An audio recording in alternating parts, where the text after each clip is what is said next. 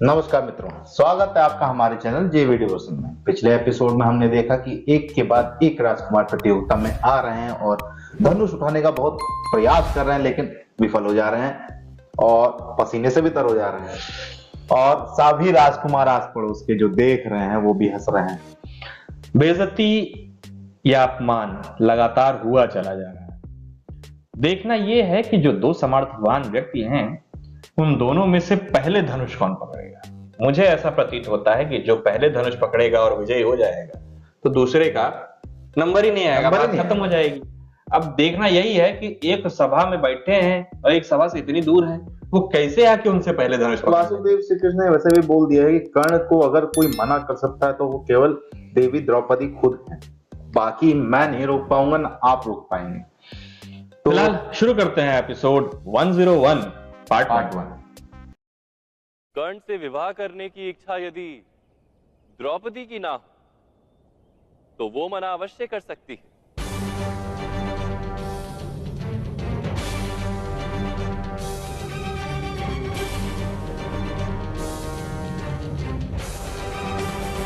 हस्तिनापुर के दुर्योधन प्रतियोगिता के लिए पधार रहे हैं। इतने प्रसन्न इसलिए कि चीटिंग प्लान कर लिए ना।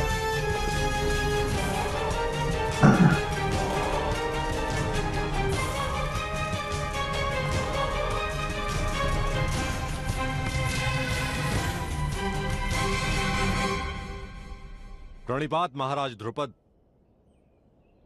मैं इस प्रतियोगिता में भाग लेने के लिए अपने स्थान पर मेरे मित्र अंगराज कर्ण को नियुक्त करता हूं।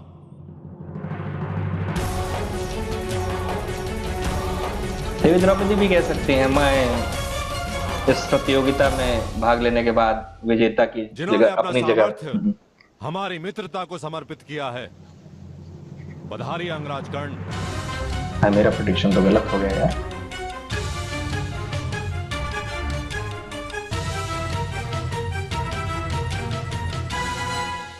कहाँ हैं आप राजकुमार अर्जुन?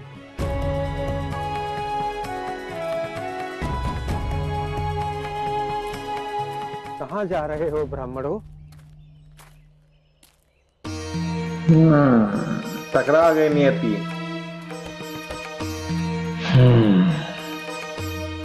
प्रणिपात ब्राह्मण देवता, प्रणिपात।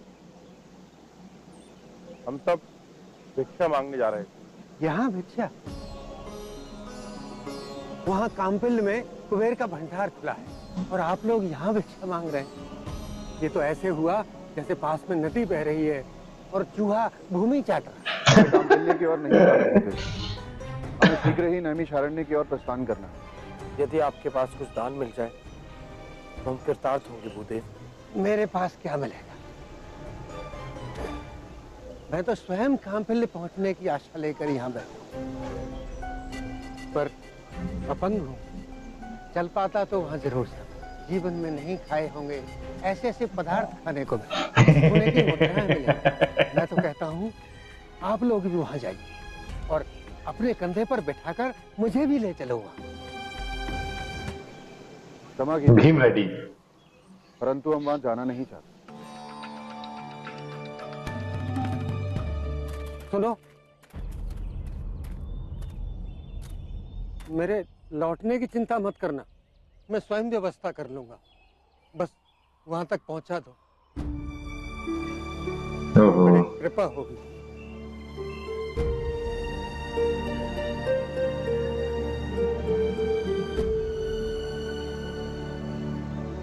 तुम लोग क्यों करोगे सेवा जब मेरे अपने पुत्र मुझे छोड़कर चले गए? वहां अपंग का कोई नहीं होता जगत। बड़ा ही इमोशनल डायलॉग दे दिया है बाबा ने। अब तो पांचों भाई कंधे पे एक एक करके ले जाएंगे। समर्थ है।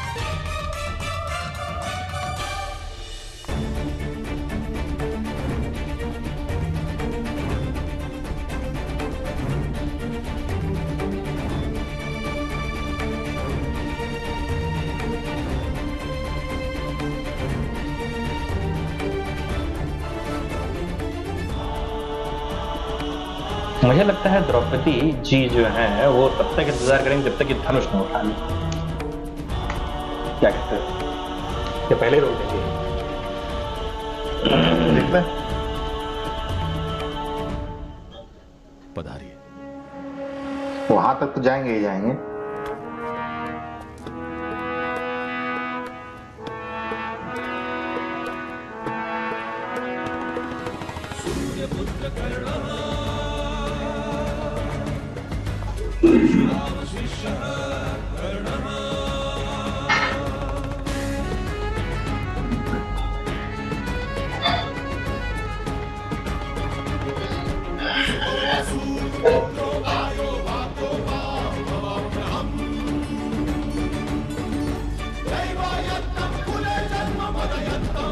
पौरुषम पौरुषम।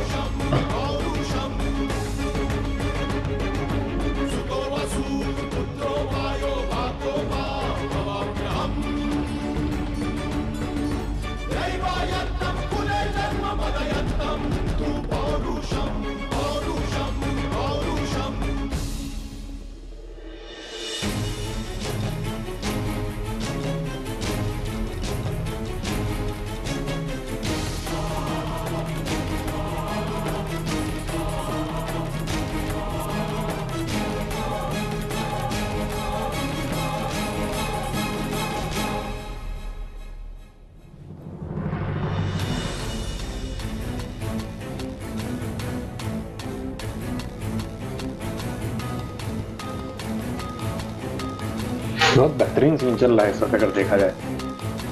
उनको अर्जुन का इंतजार है कि अर्जुन आए। तो इनको अपने सामर्थ्य को दिखाने का इंतजार है।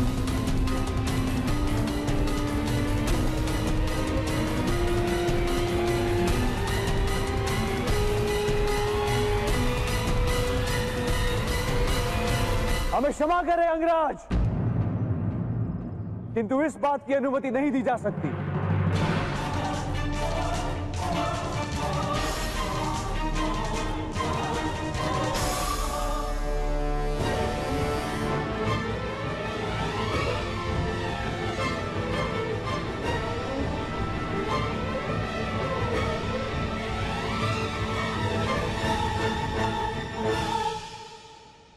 मेरी बहन के साथ जो विवाह करेगा उसे स्वयं अपने सामर्थ्य का प्रदर्शन करना होगा।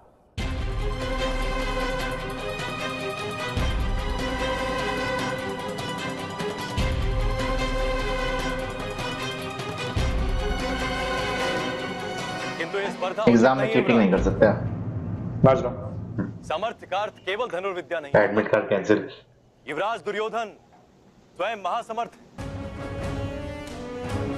गदा युद्ध में इनकी तुलना किसी भी अन्य राजकुमार के साथ नहीं की जा सकती।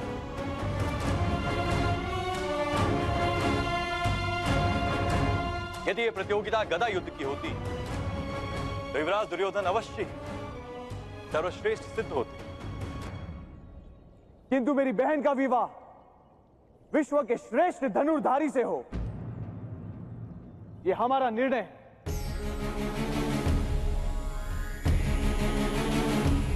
हमने रिक्वायरमेंट ही चाहिए जॉब एप्लीकेशन में, हमें ये चाहिए। इस प्रतियोगिता में युवराज दुर्योधन के स्थान पर भाग लेने का अधिकार है मुझे।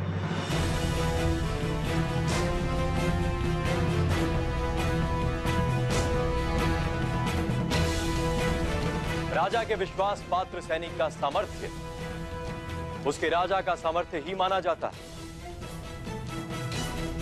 और मैं युवराज दुर्योधन को समर्पित हूं। इसलिए यदि मैं लक्ष्य भेद करूंगा तो मेरी विजय भी युवराज दुर्योधन की विजय ही मानी जाएगी। यही आर्यावर्त की परंपरा है। हस्तिनापुर की यह परंपरा होगी अंगराज, पांचाल की नहीं।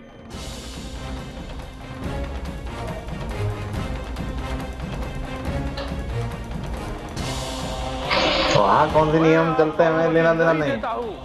हमारे नियम ये हैं। आप कृपा करके अपने स्थान पर लौट जाएं।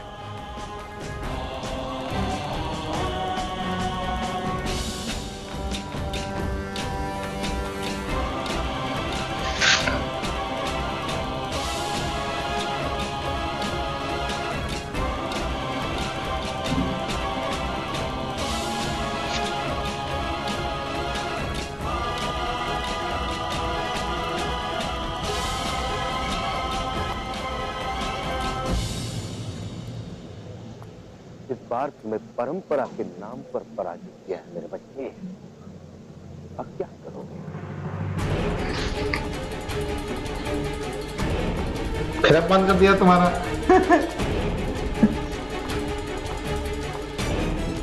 क्रोध आ गया दुर्योधन को।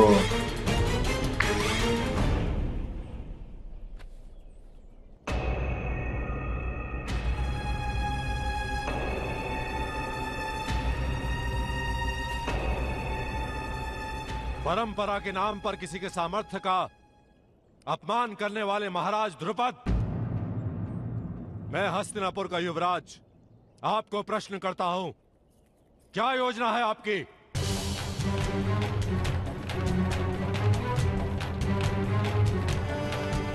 यदि इतने राजाओं और राजकुमारों का अपमान करना था तो आप अश्वमेध यज्ञ का घोड़ा दौड़ाते समग्र आर्यवर्त में, जिससे आपके सामर्थ्य का प्रमाण भी मिल जाता सबको।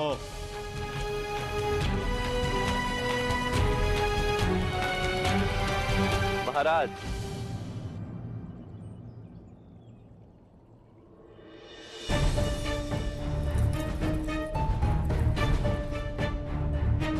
युवराज दुर्योधन, अपनी पुत्री के भविष्य की चिंता करना ये पिता का अधिकार भी है और उत्तरदायित्व भी।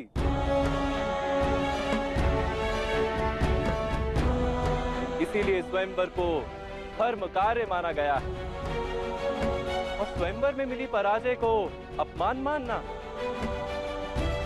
निषिद्ध है।